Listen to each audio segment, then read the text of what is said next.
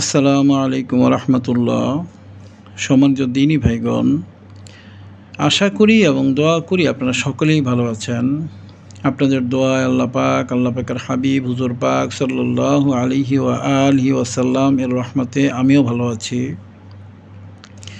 আজকে আমি খুব ইম্পর্টেন্ট একটা বিষয় নিয়ে আলোচনা করব। দুইটা বিষয় আলোচনা করব। মূল বিষয়টা এক, কিন্তু দুইটা ভাবে আলোচনা হবে। আমি মূল টপিকটা পড়ি, এরপর বুঝিয়ে দিচ্ছি। মোকাম্মেল মুদাব্বির উস্তাদের জন্য যে সকল বিষয় ফাসেক ছাত্রদের শিক্ষা দেয়া হারাম, বিস্তারিত। 1 নম্বর হচ্ছে বানবিদ্যা, বান চালান বিদ্যা। 2 নম্বর হচ্ছে চোর ধরা বিষয়ক বিদ্যা। 3 নম্বর হচ্ছে বিবাহ বন্ধকরণ ও জরায়ু নষ্টকরণ বিদ্যা। 4 নম্বর হচ্ছে মহাব্বত, ইশক, তাবেদারি, বোধ ও বশীকরণ বিদ্যা বা বাধ্য করার যে বিদ্যা। 5 নম্বর হচ্ছে ব্যবসায়িক ক্ষতি, শারীরিক ক্ষতি, যৌনতায় ক্ষতি, মানসিক ক্ষতি, পাগল করার ক্ষতি ইত্যাদি ইত্যাদি বিদ্যা। 6 নম্বর হচ্ছে দস্তে গায়েব বা গায়েবী অর্থপ্রাপ্তির বিদ্যা। এটা আমভাবে একজন ওস্তাদ তার ছাত্রদেরকে শিক্ষা দেওয়া জায়েজ নেই। অনেকে বলবেন, হুজুর আপনি দস্তে গায়েবের আমলগুলো অনলাইনে দিয়ে দিচ্ছেন, সেক্ষেত্রে এটা কি জায়েজ হচ্ছে না হারাম হচ্ছে? আমি দস্তে গায়েবের যে ভিডিওগুলো দিচ্ছি, ওই ভিডিওর মাঝে এই বিষয়টা আলোচনা আসবে, আপনারা ওইখানে বিস্তারিত জানতে পারবেন। দস্তে গায়েবের আমলটা আমি মুদাব্বিরদেরকে দিচ্ছি, যারা খাস ছাত্র তারাই এটা হাসিল করে গায়েবের ইচ্ছা নিতে পারবে। আর যারা ফাসেক বা যারা অহরহ গুনাহ করে, নামাজ কাজা করে, নামাজ পড়ে না বা হালাল খায় না বা মিথ্যা কথা বলে, তারা দস্তে গায়েবের আমল করলেও খুব একটা ফল পাবে না। বিধায় আমি দস্তে গায়েবের আমলগুলো আমভাবে দিয়ে দিচ্ছি। আর যারা খাসভাবে আমার ছাত্র, তাদেরকে আমি খাস কিভাবে এটা হাসিল হয় এই বিষয়গুলো আমি আলাদাভাবে পরামর্শ দিয়ে দিচ্ছি। আর এই ভিডিওগুলো আমি অনলাইনে এই কারণে দিয়ে দিচ্ছি দস্তে গায়েবের, কারণ ভিডিওগুলো শুধু এখনকার মুদাব্বিরদের জন্য এগুলা করা না। এই ভিডিওগুলো 50, 100, 200 বছর পরে যারা মুদাব্বির, যখন অনেক বড় বড় মুদাব্বির থাকে বা না থাকে এটা একটা সংশয় আছে, এই জন্য আমি ভিডিওগুলোর মধ্যে যেগুলো প্রয়োজন সব কিছুই প্রকাশ করে দিয়ে যাচ্ছি। এই জন্য দস্তে গায়েবের আমলটা মূলত এখানে দেয়া হচ্ছে। এটা নিয়ে আমি আরও আলোচনা করব। দস্তে গায়েবের যে ভিডিওগুলো আছে সেখানে আমি আরও আলোচনা করব, তখন আপনারা এর মূল বিষয়টা ইনশাল্লাহ বুঝতে পারবেন। আর এছাড়া যে বিদ্যাগুলো আমি লিখলাম, বানবিদ্যা, কীভাবে বান মারতে হয়, ক্ষতি করতে হয়, বা বান চালান বিদ্যা, সরাসরি চালানি যেই বানটা বলে 3 দিন বা 7 দিনের মধ্যে মানুষটা মারা যায়, এই বিদ্যাটা একজন মুদাব্বির উস্তাদ তার ফাসেক ছাত্রদেরকে এটা শেখাবে না, শেখানোটা হারাম হবে। সে কিছু ছাত্রকে শিখিয়ে যাবে, যেহেতু বিদ্যাটা দরকার আছে। তান্ত্রিকরা 2, 3, 4 দিনের মধ্যে একটা মানুষকে বান মেরে ফেলতে পারে।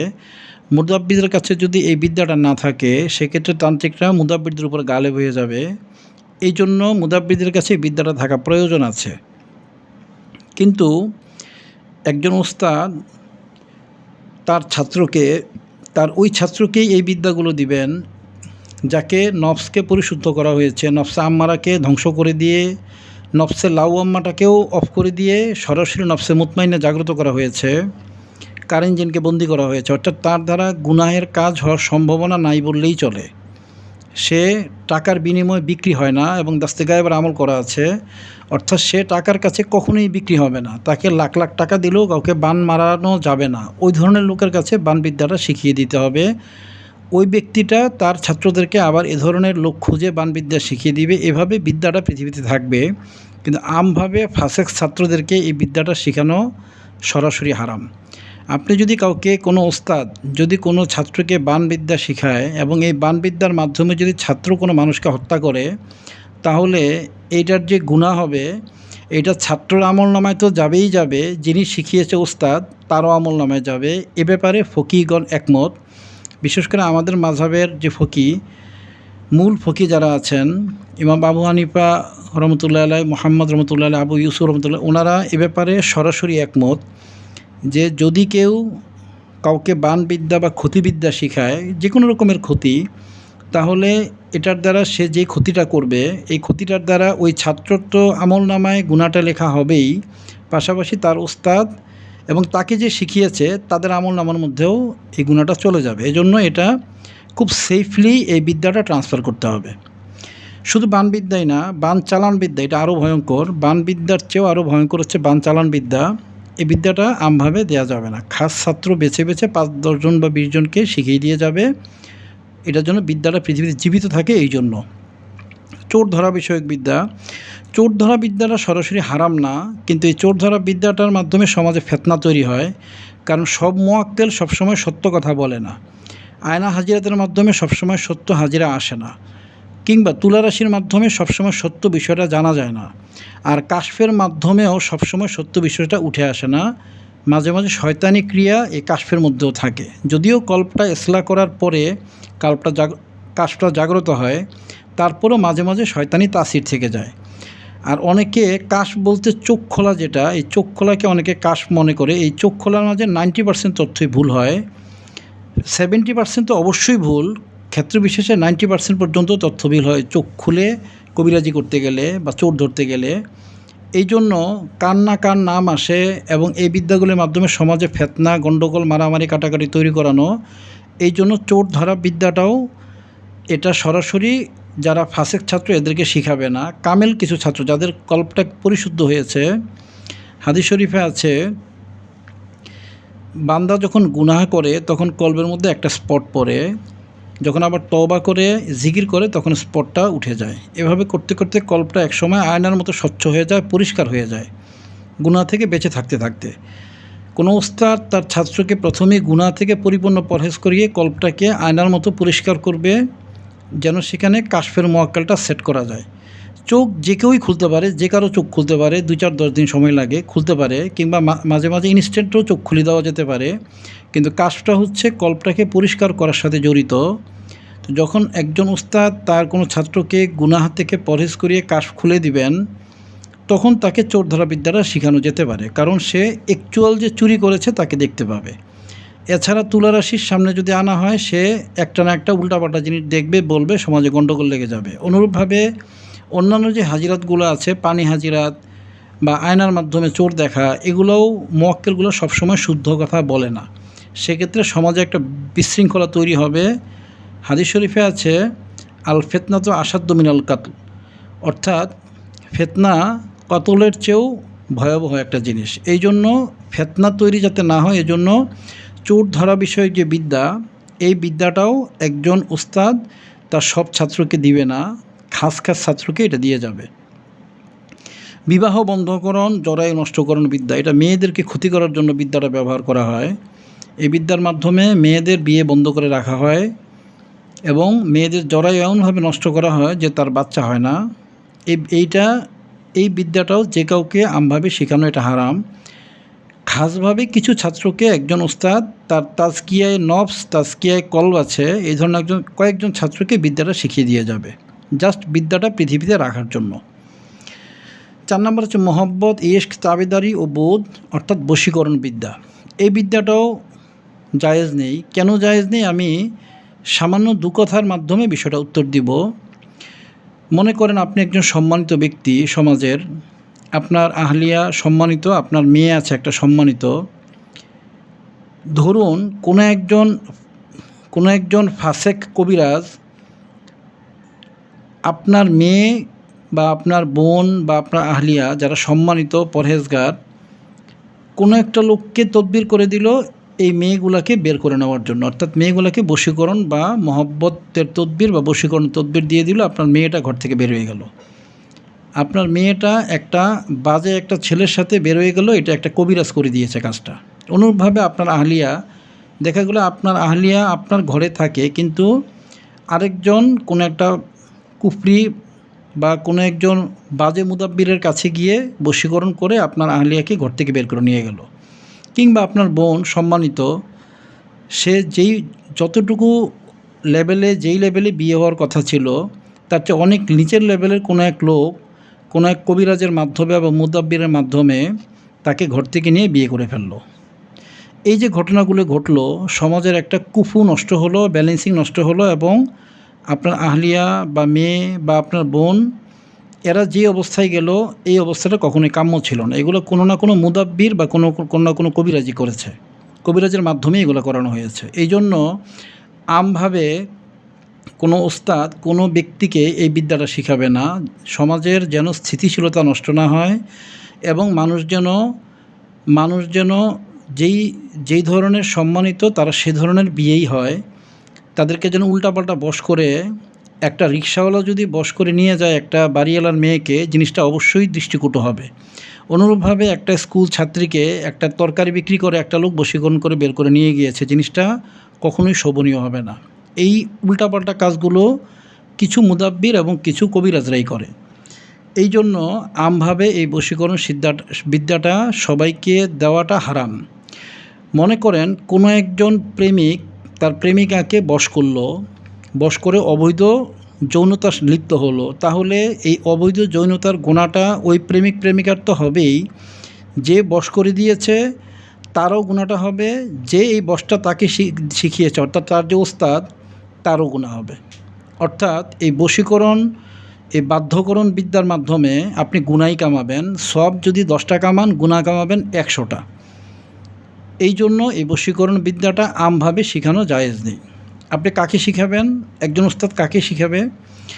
ওস্তাদ শিখাবে হচ্ছে তার ওই ছাত্রকে যে দাস্তে গায়েবের আমল করেছে, সে গায়েবী রিজিক পায়, তার টাকার প্রতি কোনো লোভ নেই, টাকার প্রতি কোনো মায়া নেই, সে আল্লাহ পাকের দিকে মুখাপেক্ষী। তার গুনাহ থেকে পরহেজ হওয়ার মাধ্যমে তার কলবে সালিম হয়েছে, নফসটা নফসে মুতমাইন্না হয়েছে। আপনি তাকে শিখাবেন, কারণ সে এগুলোর দ্বারা অনেক বুঝে শুনে একটা মহব্বতের কাজ করবে। সে স্বামী স্ত্রী কিনা যাচাই বাছাই করবে, এরপর মহব্বতের কাজ করে দিবে, যেটা বৈধ এবং সওয়াবের কারণ হবে। সেক্ষেত্রে আপনিও এই বিদ্যাটা আপনার ওই ছাত্রকে শেখানোর কারণে আপনিও তখন সওয়াব পাবেন। ব্যাপারটা সওয়াব বা নেকি হিসেবে পর্যায়ক্রমে নিচের দিকে যাবে। কিন্তু উল্টাপাল্টা জায়গায় শিখালে আপনি মৃত্যুর পরেও গুনাহে জারিয়া, অর্থাৎ আপনার গুনাহগুলি আপনার আমল নামায় ঢুকতেই থাকবে। আপনি এমন কাজ করে গিয়েছেন যে গুনাহ আপনার আমল নামায় অটোমেটিকলি ঢুকছে। এখন যদি কোনো মানুষকে হত্যা করে, এই পৃথিবীতে প্রথম যে হত্যা করেছে তার কাছে গিয়ে এই গুনাহটা বর্তায়। যত খুন হবে তার কাছে গিয়ে বর্তায়। পৃথিবীতে যত লুটতরাজ হবে, সব কিছু যে প্রথম এটা পৃথিবীতে প্রচলন করেছে তার কাছে তার আমল নামে গিয়ে এগুলি পৌঁছায়।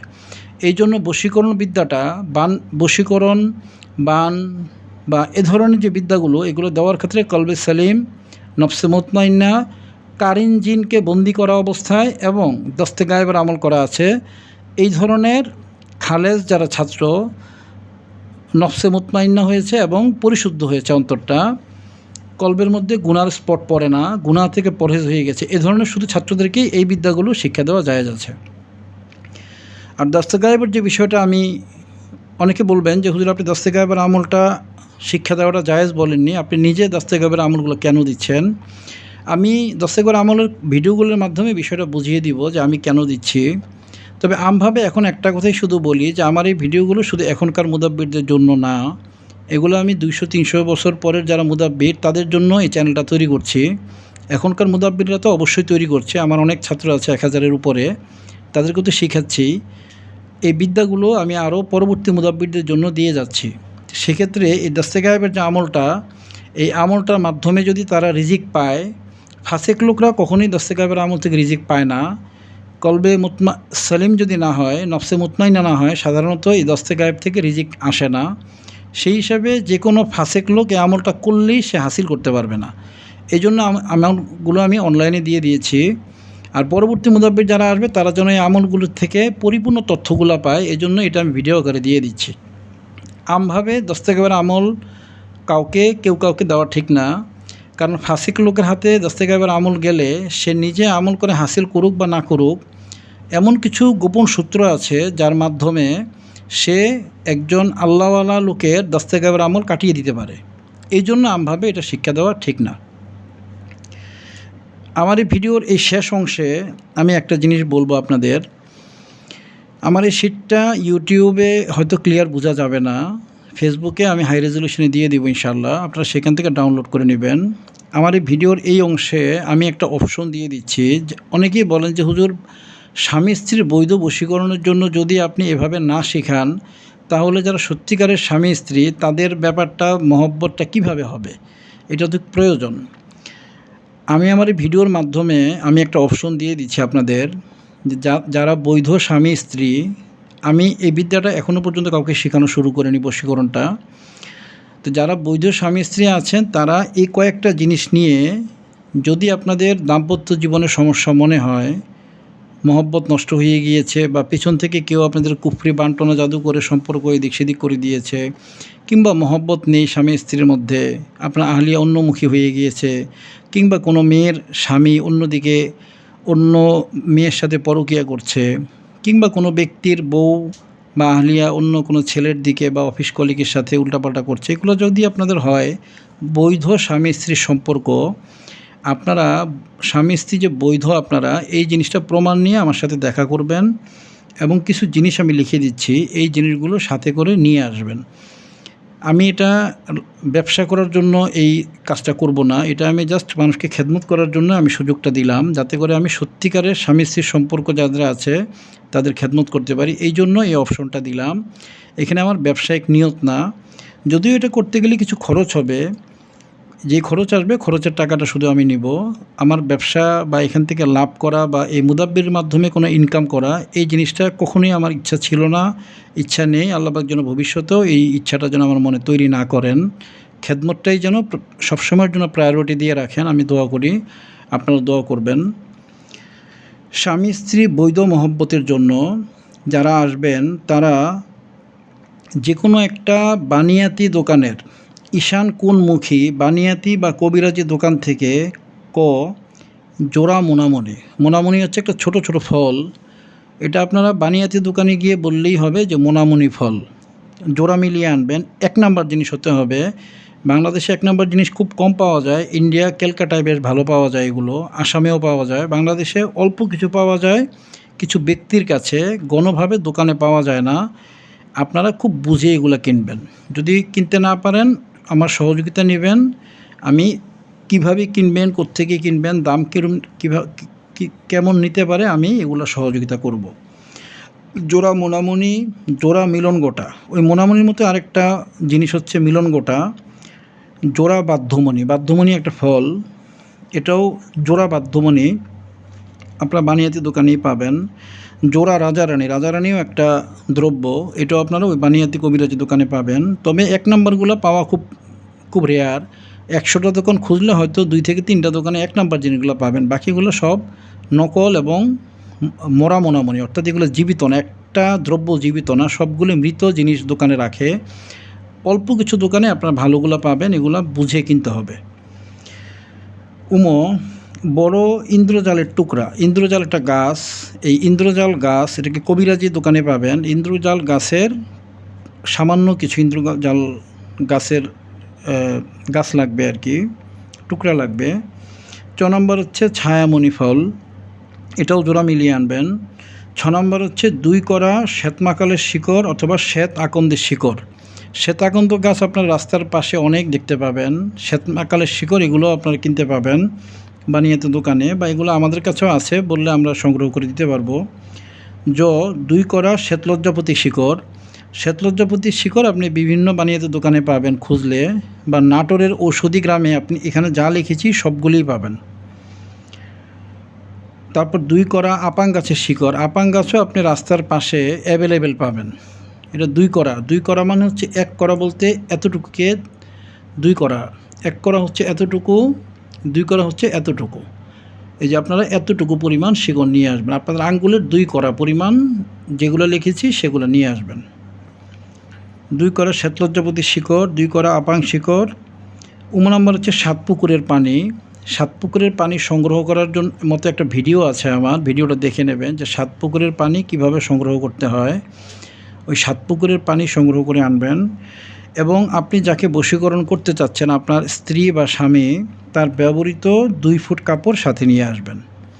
2 ফুট সাদা কাপড় যেটার মধ্যে তদবির লেখা যায়, গেঞ্জি বা কালো কাপড় যেগুলোর মাঝে লেখা বোঝা যায় না ওইটা না, যেটার মধ্যে লিখলে বোঝা যায়, সাদা টাইপের, বা সাদা না হলেও সাদা বা ঘিয়া বা এমন কালার যেটার মধ্যে লিখলে লেখাটা বোঝা যায়। আর গেঞ্জি এই টাইপের জিনিস আনলে হবে না, কারণ এগুলো লেখা যায় না গেঞ্জির মধ্যে। আপনারা সুতি যেই জামা কাপড় যেটাই হোক, লুঙ্গি, শাড়ি, সালোয়ার বা শার্ট, হ্যাঁ সুতি, এগুলো নিয়ে আসবেন 2 থেকে 3 ফিট পরিমাণ। এই কয়েকটা জিনিস নিয়ে যদি স্বামী স্ত্রী কেউ যদি আমার কাছে আসেন, এরপরে আর কিছু জিনিস বাড়তি লাগে। সেগুলো হচ্ছে আপনার একটা কালো মোরগের রক্ত লাগে, চড়ুই পাখির রক্ত লাগে, আরও কিছু জিনিস লাগে যেগুলো আমার কাছে সংগ্রহ করা আছে, আমি দিয়ে দিব। আমি এটা ব্যবসায়িক উদ্দেশ্যে আমি এই সুবিধাটা দেইনি। শুধু স্বামী স্ত্রী যারা তারাই আমার কাছে আসবেন, প্রমাণ নিয়ে আসবেন স্বামী স্ত্রী যে আমি ইনশাল্লাহ আমি আপনাদের পারিবারিক সম্পর্কটা আল্লাহর ওয়াস্তে, আল্লাহ পাকের হাবিবুর ওয়াস্তে ঠিক করে দেওয়ার ব্যাপারে চেষ্টা করব ইনশাল্লাহ। 100টা কাজ করলে 100টাই যে হয় সেটা না, 100টা করলে 90টা কাজ হয়, 10টা কাজ মিস হয়ে যায়। আমি এই তদবিরটা করে দেবো। এই তদবিরটাকে বলা হয় রাজমোহনী বশীকরণ। আপনারা ইউটিউবে অনেক ভিডিও বা বইয়ে অনেক ভিডিও দেখবেন, এই নকশাটা পড়ালেই অমুক বশীকরণ হয়ে যাবে, এই নকশাটা পানিতে ফেললেই এটা বশীকরণ হয়ে যাবে, এই নকশাটা সাথে রাখলেই এটা বশীকরণ হয়ে যাবে। এগুলো বশীকরণ হলেও 6 মাস 1 বছর পরে এগুলো কেটে যায়। কিন্তু আমি যে বশীকরণটা করছি এই তদবিরটা বিভিন্ন প্রক্রিয়া করে আপনি আপনার যেই পার্টনার, ছেলে হলে মেয়েকে এবং মেয়ে হলে ছেলেকে, মানে স্বামী তার স্ত্রীকে বা স্ত্রী তার স্বামীকে বিভিন্নভাবে এটা খাইয়ে দিবে। এই জিনিসগুলো একটা জিনিস আমি করে দিব, কালো মুরগির রক্ত দিয়ে লিখে বা আরও বিভিন্ন কিছু বিষয় আছে আমি করে দিব। এটা খাইয়ে দিলে পৃথিবীর কোনো তান্ত্রিক, পৃথিবীর কোনো কবিরাজ, পৃথিবীর যে কোনো রকমের সাধু সন্ন্যাসী এটার কাটতে পারবে না। এটা পেটে গিয়ে নাভিতে যাবে, এরপর রক্তের সাথে মিশে যাবে। এই পুরো জিনিসটা রক্তে মিশিয়ে দিব। এটা হচ্ছে স্থায়ী বশীকরণ এবং রাজমোহনী বশীকরণ। এই বশীকরণটা কখনো কাটা যায় না। এটা কাটতে হলে এই লেভেলের একটা লোক লাগে যে এই বশীকরণটা করা জানে এবং এটা কাটানি জানে। আর না হলে নর্মালি এই বশীকরণটা কখনোই কাটানো যায় না। এটা রক্তের সাথে মিশে যায়, একেবারে রক্তের সাথে জিন যেভাবে মিশে যায় স্থায়ীভাবে, এই বশীকরণের দ্রব্যগুলোও রক্তের সাথে স্থায়ীভাবে মিশে যায়। রাজমোহনী বশীকরণ বলে এটাকে। আমি স্বামী স্ত্রীর মাঝে এই বশীকরণটা করে দিব, বৈধ যদি হয়। প্রেমিক প্রেমিকা অনুগ্রহ করে আসবেন না, শুধু স্বামী স্ত্রী হলেই আসবেন। এছাড়া আরও কিছু জিনিস লাগে, আমি পুরো জিনিসটা এখানে লিখলাম না, কারণ আমি চাই না যে আমার বিদ্যা থেকে যারা দুষ্ট লোক তারা চুরি করে নিয়ে মানুষের ক্ষতি করুক। এজন্য কয়েকটা জিনিস আমি লিখলাম না। এগুলা আপনারা যারা আসবেন এগুলো নিয়ে আসবেন, বাকিগুলো আমার কাছে আছে। যদি স্বামী স্ত্রী হন প্রমাণ নিয়ে আসবেন, ইনশাল্লাহ আমি আপনাদের সম্পর্কটা ঠিক করে দিব। আল্লাহ পাক, আল্লাহর হাবিবের সন্তুষ্টির নিমিত্তে, টাকার জন্য না। এখানে যেই খরচটা হবে আপনার খরচটা দিবেন, কোনো লাভ দিতে হবে না। আমি শুধু আল্লাহ পাক, আল্লাহর হাবিবের সন্তুষ্টিই চাই। আপনাদের কাছ থেকে প্রফিট নেওয়া বা ছাত্রদের কাছ থেকে প্রফিট নেওয়া, লাভ নেওয়া, এগুলো কখনোই আমার উদ্দেশ্য ছিল না। আল্লাহ পাক যেন এই উদ্দেশ্য কখনো আমার মাঝে তৈরি না করেন। যাই হোক, আজকের ভিডিওতে আমি যে বিষয়টা বলতে চেয়েছি আশা করি বোঝাতে পেরেছি যে একজন মুদাব্বির তার সব ছাত্রদেরকে যে বিদ্যাগুলো শেখাবেন না, এই বিদ্যাগুলির আমি তালিকা দিয়েছি। এবং যারা বশীকরণের কাজ চান স্বামী স্ত্রী, তারা শুধু আপনারা যার তার কাছে গিয়ে টাকা নষ্ট করবেন না। ওরা বিভিন্ন নকশা পড়াবে, বিভিন্ন কিছু বলবে, বিভিন্ন কিছু গাড়তে দিবে, বিভিন্ন কিছু করতে দিবে, কিন্তু অ্যাকচুয়ালি ওগুলো দিয়ে একটা সাময়িক বশীকরণ হয় 6 মাস 1 বছরের জন্য, এরপরে ওটা কেটে যাবে। কিন্তু আমি যেটা করে দিব এটা হচ্ছে রাজমোহনী বশীকরণ। একেবারে পেটের মধ্যে খাবে, খাওয়ার পরে এটা রক্তের সাথে মিশে যাবে, কেউ কাটতে পারবে না। ইনশাআল্লাহ আপনাদের স্বামী স্ত্রীর সম্পর্কটা চিরদিনের জন্য স্থায়ী হয়ে যাবে। আমিও আপনাদের দোয়া প্রাপ্ত হব, আল্লাহ পাক, আল্লাহর হাবিবের সন্তুষ্টির প্রাপ্ত হব। আজকে ভিডিওর মধ্যে যে বিষয়টা আমি বলেছি আপনারা মনোযোগ দিয়ে সবাই শুনবেন, বুঝবেন, এবং আমার যারা ছাত্র আছেন তারা এই বিষয়টা খুব বেশি পরিমাণ প্র্যাকটিস করবেন। এবং আমার যারা ছাত্র আছেন তারা চেষ্টা করবেন সর্বোচ্চ মোকাম্মেল এবং এসলা ছাত্র হওয়ার জন্য, যাতে করে আপনারা এই বিদ্যাগুলো, যে বিদ্যাগুলো আমি আমভাবে শেখানো হারাম বলি বা ফতোয়াগতভাবে যেগুলো আমভাবে হারাম ফতোয়া এসেছে, আপনারা এসলা হওয়ার মাধ্যমে এই বিশেষ বিদ্যাটাও যেন নিয়ে নিতে পারেন, আপনারা চেষ্টা করবেন। আপনারা সকলে আমার জন্য দোয়া করবেন, আমি আপনাদের সকলের জন্য দোয়া করি। আমি ফেসবুকে আমার এই পেজটা দিয়ে দিব এবং এখানে যে দ্রব্যগুলো লিখেছি এগুলোর সবগুলির ছবি দিয়ে দিব। আপনারা সেখান থেকে দেখে দেখে বুঝে নেবেন। আর কেনার সময় এগুলো 1 নাম্বার দেখে কিনবেন, 2 নাম্বার হলে কাজ করবে না, সেক্ষেত্রে আপনার টাকাটা লস হবে, সময়টা নষ্ট হবে। আপনারা সকলে আমার জন্য দোয়া করবেন, আমি আপনাদের সকলের জন্য দোয়া করি। আল্লাহ পাক, আল্লাহ পাকের হাবিব হুজুর পাক সাল্লাল্লাহু আলাইহি ওয়াসাল্লাম আমাদের সকলকে যেন রহমত করেন, কবুল করেন, আদর করেন, মায়া করেন, ভালোবাসেন। আমি আপনাদের জন্য দোয়া করি, আপনারা সকলে আমার জন্য একই দোয়া করবেন। আল্লাহ পাক, আল্লাহর হাবিব হুজুর পাক সাল্লাল্লাহু আলাইহি ওয়াসাল্লাম সকলকে যেন কবুল করেন। আসসালামু আলাইকুম ওয়া রাহমাতুল্লাহি ওয়া বারাকাতুহু।